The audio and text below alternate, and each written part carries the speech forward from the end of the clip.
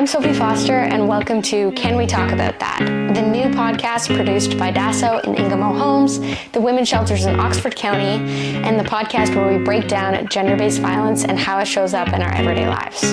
Throughout our series, we will insert some of these kind of context-specific examples.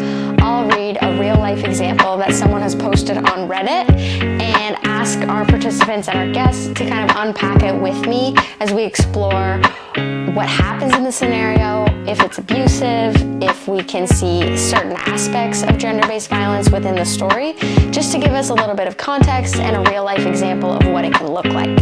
Before we get into today's episode, I just want to give a quick heads up that we are discussing a real-life example in this episode, and that could be triggering to some viewers or listeners. If anything comes up, please just take care of yourself.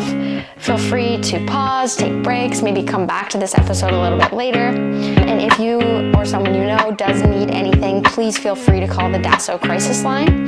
The toll-free number is 1-800-265-1938. It's open 24/7, it's confidential, and it's completely free. Just one more heads up that this episode contains some strong language and discussions of mature themes, so listener discretion is advised. Please like, subscribe, and share these episodes as we learn together and break down gender-based violence. For today's episode, we are doing a Reddit reactions. We have our beautiful guests on the show today. We have Brooke McCoy, Ingamo's child and youth worker. We have Natasha McMillan from DASO, an outreach worker. And we also have Zarina Garcia from Ingamo, being the manager of programs and outreach. So for today's episode, we're going to get your live reaction as we unpack a Reddit scenario, a Reddit story. Most of these come from Am I the Asshole? And it's regular people trying to figure out what to do in scenarios that have to do with gender-based violence. So I'm very excited to hear your thoughts on this scenario. This one has a lot to do with bystander intervention. And I think many of us have things happen like this. So let's see what you think. This one starts with, am I the asshole for telling my sister not to marry her fiance 2 days before the wedding? I realize I'm probably going to come off as a complete jerk here, but hear me out. My sister has been planning her wedding for more than a year and asked me to be her maid of honor. The problem is, she's marrying this man that I genuinely believe is manipulative and controlling. He's cut her off from most of her friendships, monitors her social media profiles, and has some weird rules about what she can wear. At the bachelorette party last month, she cried like I've never seen before because this guy texted her about 50 times in 3 hours to tell her he was worried about where and with whom she was with. All the other bridesmaids felt uncomfortable too, but nobody said anything. Now, I might have messed up here. 2 days before the wedding, I pulled her aside and told her that I couldn't stand by and watch her make the biggest mistake of her life. I explained to her all the red flags I'd noticed and that I felt she deserved better. I wasn't trying to sabotage anything, I was just genuinely worried about her future. She shut down completely and told me I was just resentful because I'm single. Then she just uninvited me to her wedding. Oh. The ceremony happened yesterday without me. Oh, yo. Now, my parents are mad at me for, quote, ruining her special day, and my sister won't answer my calls. But honestly, I'd rather her hate me than remain silent watching her get stuck in what really looks like an abusive relationship. Aww. What do we think? Oh, that's tough. Super tough, and it's your sister. Yeah. So what are our gut reactions? What would we say to this sister? I wish you said something earlier. That's right. Yeah. You know, you're only the asshole because you took too long. And I so get it because, you know, especially with family, it's hard to say it, you know, out of fear of being uninvited or people being mad at you or ruining a special day or all of these things. But it sounds like there was a lot that they had already noticed before. That was kind of building up. Yeah, and so I just, you know, I just wish even, like, they had, like, some sort of conversation before. I don't think she's wrong in eventually saying something, but it's just unfortunate how it played out. It's very unfortunate. And it sucks, you know, now her parents are mad at me. Yeah. Does she feel like the sister ruined her big day? You know? Yeah. It's tough. It's tough. Like, I think just kind of going into the root of, are you actually the asshole? No. But was it kind of an asshole move to do that 2 days before the wedding? I actually think too that I like to try, because I don't really like conflict. I like to try and think of conflict as an opportunity to try and like spin it to make me be okay with it. And the bachelorette party the month before could have been a really good opportunity. Right. Of like, hey, I'm noticing this. Yeah. Yeah. What's going on? Are you okay with that? How do you feel about that? And, like, to go back to the, like, am I the asshole comment? Like, I think with that, at the bachelorette party, like, you're seeing him blow up the phone. She was really emotional after. Like, you know, I don't have siblings or anything like that, but I'd be like, sis, why didn't you say something or check on me? Yeah. You know? But, it's so tough. Yeah, that is tough. Yeah. Well, and let's just name, you know, she listed off some red flags that she saw. Yeah. Let's just name what those are. So, the cutting her off from most of her friendships sounds like social isolation. Yeah. You know, control. Control over clothing. She only just mentioned that in passing, but that's a red flag. Jealousy. Again, jealousy, control. Yeah. He does sound jealous. Being like, where are you? What are you doing? Absolutely. Monitoring text and social media, more control. And all of those all together basically are classic signs of coercive control. I feel like coercive control is like a big term that we're hearing all online right now, and these are like, this is it. This is a prime example.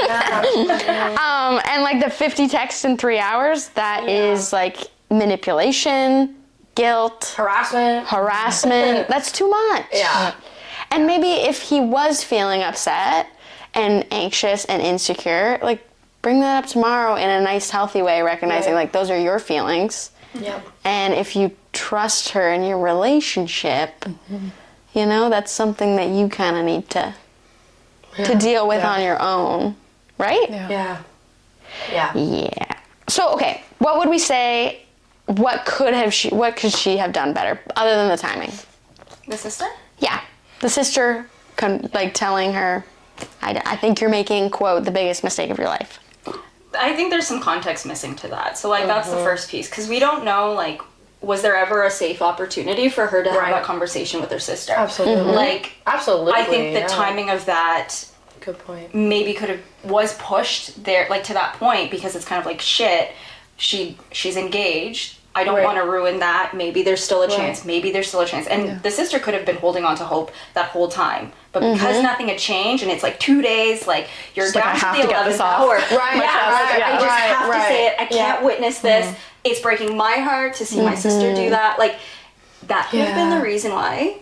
Absolutely. She pushed it to that point. So I think the context around, well, how did she bring it up? So timing, we know that part was a bit of a fail, but was it in a safe situation where she could have that conversation with her sister? If not, then maybe that added more fuel to the fire. But then also, you know, like, I can sympathize with her sister. Just imagine being married to somebody, or being in a situation where you're about to get married to somebody, and you're like ready to commit to them for the rest of your life, and you've got these rose-colored glasses on, and somebody's challenging your reality. Like, I believe he's amazing and all these things, and I will continue to forgive him and show him compassion for the way that he's treating me, because even though it makes me feel ick, for whatever reason, I will hold space for that, and I will forgive him.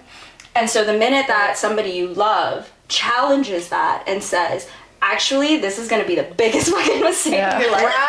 And you, like, you invested all of your time, your energy into this relationship, not to mention the money of a wedding. Like, there's a huge material factor in that, too. Absolutely.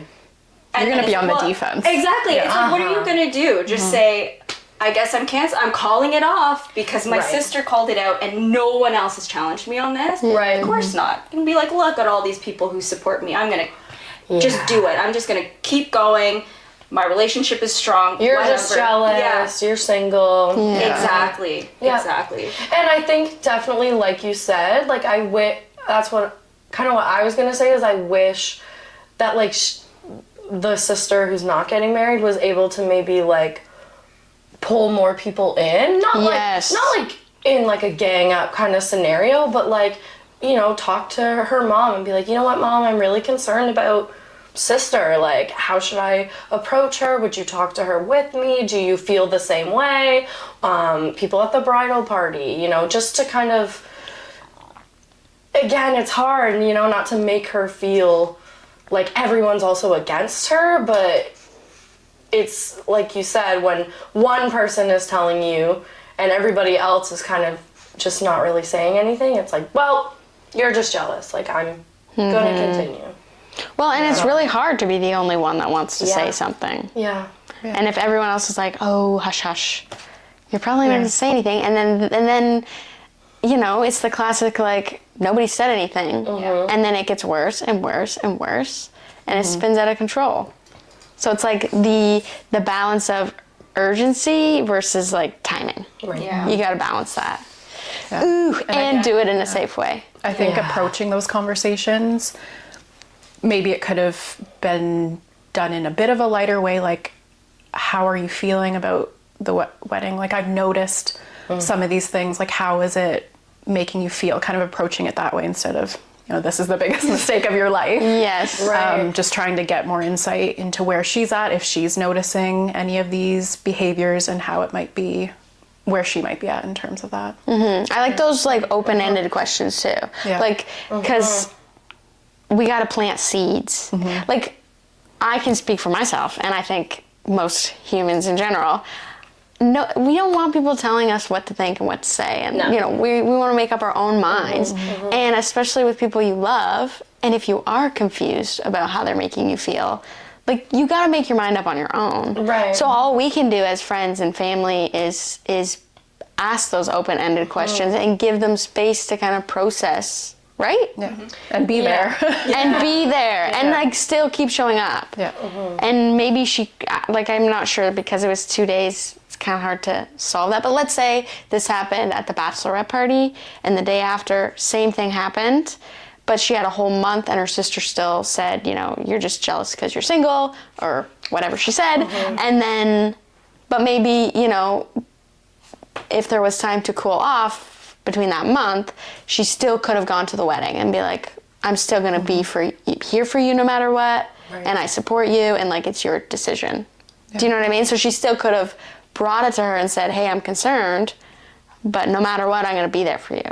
Yeah. Because then it's more isolation. For that. Like, I think she can still reach out to her sister and leave that door open, because now I'm concerned because she's even more isolated now. Right. She's Yeah, lost exactly. that support. And it doesn't seem like the parents are really recognizing some of these red flags. Yes. So. I know. And I think we have that a lot in these situations where the person maybe that you come to that you're concerned about gets defensive, lashes out at you, saying, like, you know, take care of your own life. And then there's more isolation, and they're left with this abusive person. Yeah. And that's, like, a really big problem. Yeah. Any final thoughts on our Reddit example for the day? Complicated. Is there a follow-up thread? Yeah. I know. I should look up the other. I should look up if there's an update. I'll leave it in the comments if I do find the update. You know, like, even like if they reached, like, if she did reach out to her sister, if the sister picked up the phone, if you know. Yep. Yeah. Yeah, that's At the end of the day, she's not the asshole, and I think she was probably worried that, you know, once they get married, there's so many more legal the situation just gets way more messy. So. And if kids get involved, and like, divorce is very expensive. Yeah, there's a lot of things going on there.